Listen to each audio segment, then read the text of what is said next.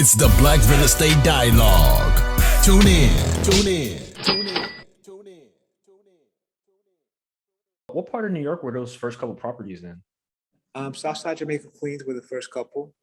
I got my first couple of properties in Queens. And then I actually bought a house in Queens that I actually lived in. And I was in Queens for about 4 years before I found out about Brooklyn, that how Brooklyn was just popping. I didn't realize how much Brooklyn was popping until the towers went down in the World Trade Center back in 2001, and everybody just started. There was a mass exodus out of the city, and everybody just started to gravitate towards Brooklyn. So, and I was fairly young in the game at the time, so I was watching, my properties that I purchased out there go up like 25% a year for a few years straight. So, Wow, that's incredible. So when it came to Brooklyn, you mentioned that there was like a turning point where you yes. realized, all right, I'm in Queens now, but Brooklyn's where I need to be. So talk to us about just the process, like just from that point, you're like, all right, this is where I need to be. How did you then navigate and figure out like where in Brooklyn you wanted to invest, like what the deals were looking like? What was that like for you?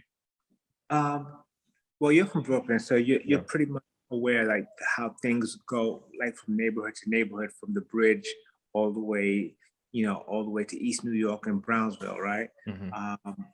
When I got to Brooklyn,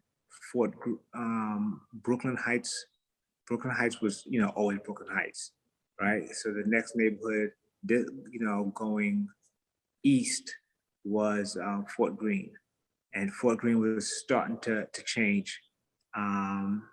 So Fort Greene was starting to change. So I got in when Fort Greene was popping. Like all the bars were opening up, things were gentrifying. So you could actually just see the difference.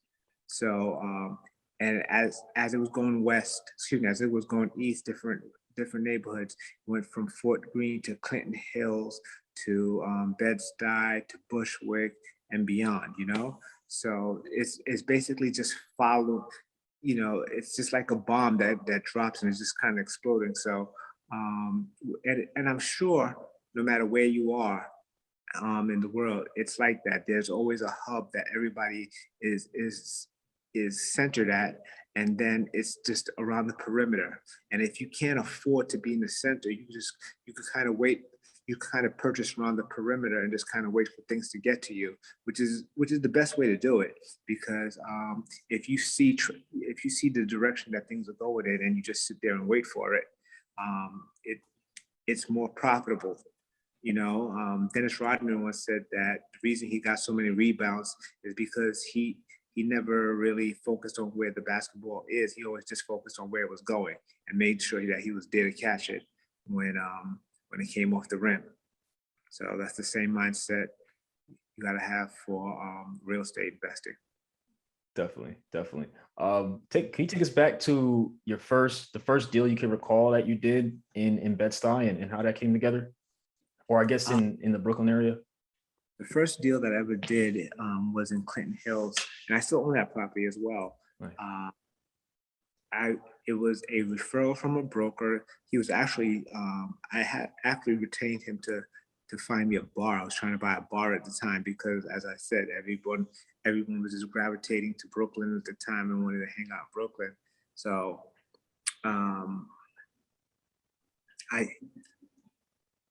I was working with this guy looking for a bar. He hits me up. He says, "Hey, I have a deal for you," and it was the property was like $400,000, and I just needed 10% down at the time.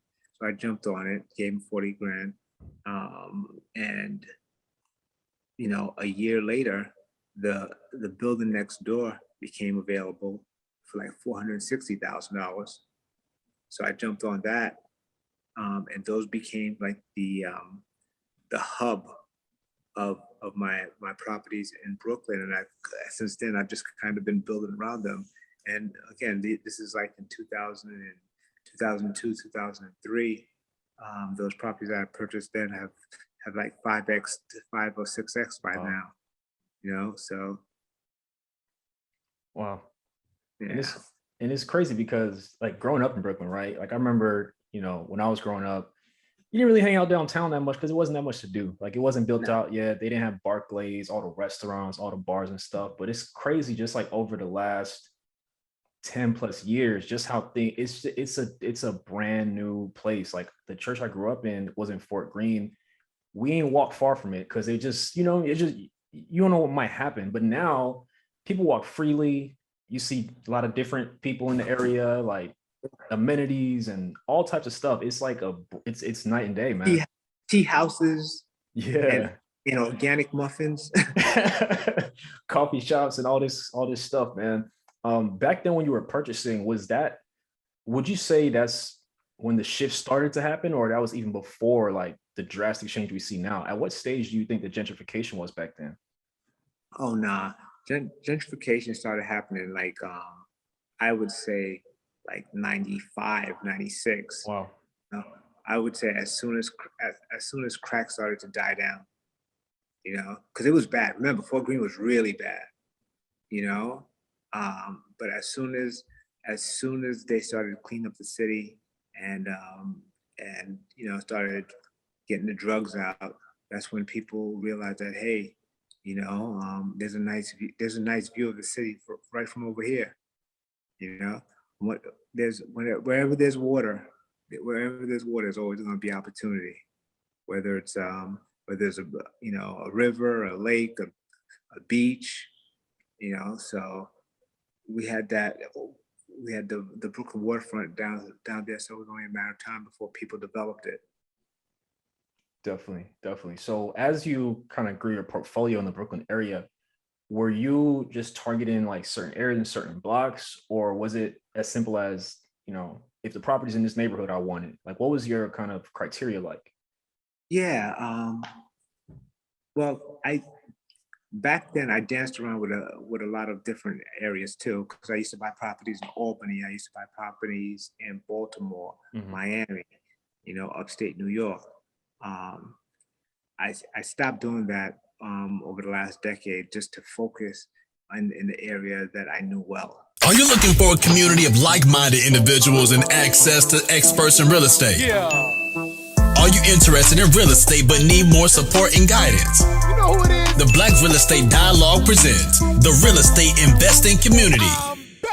No matter how much or how little real estate experience you have, we've created a community for you because your perspective is important. All right, tell me, where's the #1 place where you can do Q&A with experienced guest speakers 2 times per month? How about unlimited access to past guest speakers' recordings? What about a private Slack channel to engage in daily discussion with everybody in the community to share resources and support each other? Head on over to blackrealestatedialogue.com. That's blackrealestatedialogue.com. It's the real estate investing community presented by the Black Real Estate Dialogue. Come join us today. Did you continue to acquire pretty aggressively during the pandemic? Did your strategy change at all during that time? So I really want to take a break because, like I said, my kids were home for 6 months, and I had a baby. I had a baby in August 2019. He had just went to daycare, so I was like, yes, I get a break because he's my third. I'm like over the baby phase, and so he came back home at 6 months, and I was like, oh my god! And I just bought 4 triplexes and a duplex that I was renovating all at the same time. So it was extremely hard. It was really unorganized, but I got it done in 6 months, and I was going to take a break because I needed it. But this wonderful deal came across my lap, and I wasn't going to take it on. No, I wasn't going to take it on because I love the properties, and it was for a great deal, like I said, because people's financing just wasn't coming through. It had been through so many hands, and then finally it fell into mine. And it came with a great financing package. So I did want to buy it. And I bought a couple other ones because of the same rank, the same thing. So whenever there is a recession or bad things are happening and people can't get financing, deals always pop up. So I had to take advantage. So yes, I did. I was still buying. I bought about $3 million worth of real estate last year. Wow. Were these mostly like multifamily units? Yeah, I pretty much mostly do multifamilies. It was 4 units, a triplex, and an 8 unit. Got it. All in the Philly area? Yeah, it's all in Philly. Got it. Wow. So it's interesting because we've had a couple of guests who similar things happened. You know, they have been grinding for however many years, and they were in a position, thankfully, where they were liquid enough or able to kind of move things around and take advantage of everything that transpired last year. So it's great to hear that you were able to do the same thing. Yeah, I always tell people, strive to be a prime borrower. You can get in there with a no-doc lender because the money's easy, but as soon as things get tough, they go away. So you have to make sure you can appeal to a prime lender and get financing when other people can't. Definitely. Can you share with us more about the Philly market and how you've seen it change since you started? It seems like everyone on the internet wants to invest in Philly, so clearly good things are happening. It's very saturated. The prices are nowhere near as good as they used to be. A lot of things are going above market value. And the people who are new don't really understand that. I was buying, it's a lot of us who were buying, 10, 20 years ago, and the prices have gone up, and we don't buy in those areas anymore because it's no longer a deal. Real investors, we like deals. And so we're not going to buy in areas that are just have appreciated and they're very popular because the price goes up. So I still buy in unpopular areas because that's where the deals are. So there are still some pockets where you can get deals. For the most part, you really have to do it creatively, which is off market. If you have wholesalers or if you source your own deals, you can still get deals that way, but you just have to work a little bit harder. You can't just go on the MLS and find a deal. There are plenty of places not in Philly where you can still find deals on the MLS. Definitely. That leads into the next question I have. As far as finding deals, do you prefer to source your own deals or do you work with wholesalers? Work with wholesalers. My strategy is relationship based for the most part. I don't do anything myself except manage my team, which I'm gonna be done with rehabs for a while. So yeah, I just work with wholesalers. I have a lot of wholesalers, and I tell people just be the perfect buyer. Be someone who can close quickly. Don't have all these concessions. Be a problem solver, and they will bring you deals like nonstop. They won't stop bringing me deals. Definitely. It's interesting. We had a guest say the same exact thing, and it's, wholesalers seem to get a bad rap. I suspect there are some buyers who the same can be said for them. They're just wasting a wholesaler's time. They're not really serious. They don't really have the money. So I personally think it can go both ways. It's not I don't think it's always on the wholesaler. Sometimes a buyer could be just as much at fault. Yeah, I mean, that goes with anything. Whenever I hear a story about people looking for mentors or partners, and I listen to the full story, and it sounds like it's part of their fault too. People don't have accountability. I look at accountability for everything. My tenants need to have accountability, my contractors accountability, and now I'm realizing that I need to make sure my mentees have that too, or else they will never see their own flaws and won't aim to fix them. They'll just keep blaming everybody else. Definitely. Agreed. So when it comes to credit cards, when you first started out, was it just kind of a last resort? You're like, hey, I just need to do what I need to do to get this done. And then it became part of like your strategy? Yeah, at first, yes, I just used them because that was all I had. But then when I realized that they had a 0% offers, it became still like a no-brainer because it's cheaper. It's the cheapest money. Even with hard money lenders, you have to pay, a point or two and 12%. But with credit cards, it's easy money as long as your credit is good. It's 0% for 12 months. And as long as, like I said, as long as you have your team already, you should be able to turn it over in that time. So the only drawback is that I tell people is that the repayment is higher. So for a mortgage, and if your mortgage is $50,000, your payments might be $250. But if you put all that on a credit card, your payments might be $750 or $1,000, depending on the card. So I just tell people to make sure they can pay for that while it's under construction until it refinances. So that's the only drawback about the credit cards. But as far as you getting high limits and 0%, it's definitely a good part of the tool. But I use them to this day. Some people say just do it in the beginning. I'm like, no. I still use them now. I mean, I could just do a balance transfer offer and get the money in a couple of days. So, and it allows me to take advantage of deals just like that. That's why the wholesalers love me. I got cash, even if it comes from my credit card.